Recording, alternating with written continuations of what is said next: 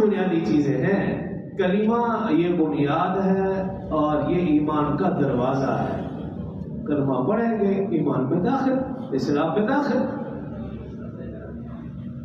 پھر نماز ہے، روزہ ہے، زکوٰۃ ہے، حج ہے.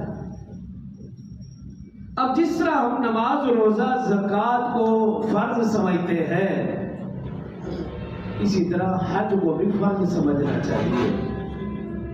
جس طرح نماز، روزہ، زکوٰۃ کے متعلق قرآن و حدیث میں بے شمار احکامات ہیں، اسی طرح حج کے متعلق قرآن و حدیث میں بے شمار احکامات ہیں.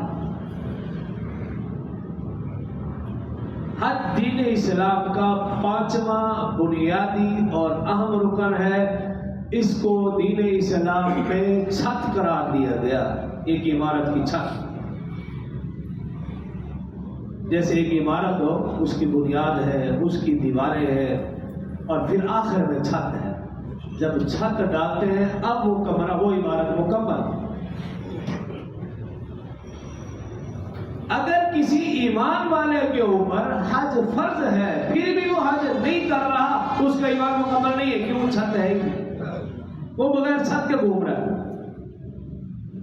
اور بغیر چھت کے کوئی بھی شخص رہنے کے لیے تیار نہیں. اس کی کوشش ہوتی ہے جیسے کیسے چھت ڈالی جائے. اب جو شخص حج کو فرض سمجھتا ہے وہ تو اس کے لیے تو دو کوشش کرتا ہے. سب سے پہلے تو وہ نیت کرے گا، پھر اس کے لیے جو کوشش ہو سکتی ہے وہ کوشش کرے گا. کیوں؟ وہ یہ سمجھتا ہے کہ اللہ کا حکم ہے، اس کو پورا کرنا ہے، ہر حال میں پورا کرنا ہے. اور جس شخص نے نہیں کرنا، اللہ کا حکم نہیں ماننا، وہ بے شمار بہانے بنائے گا. میں اتنے لاکھوں روپے حج پہ لگا دوں، کیوں نہ کسی غریب کا بھلا کر دوں. لاکھوں روپے حج پہ لگانے، کیوں نہ کسی یتیم بچی کی شادی کرا دوں. اس کے لیے بہانے پڑے. کیوں نہ فلاں آدمی وہ جو مقروض ہے اس کا قرض اتار دوں. بے شمار باتیں اس کے لیے. وہ پھر اپنے بارے میں بھی سوچے گا. ابھی بچیاں اٹھانی ہیں، بیٹھی ہوئی ہیں، جوان بچی ہیں. بھائی تمہیں کس نے کہا بچوں کے لیے لاکھوں روپے کی جہیز بناؤ؟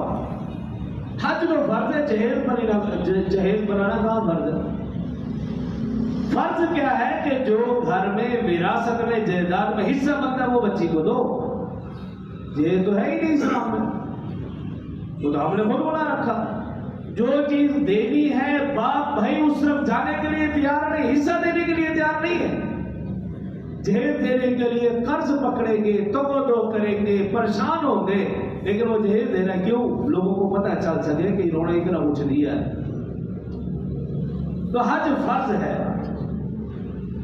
صاحب استطاعت کے لیے، جو اتنا پیسے جمع کر سکتا ہے جو حج کے لیے لگتے ہیں.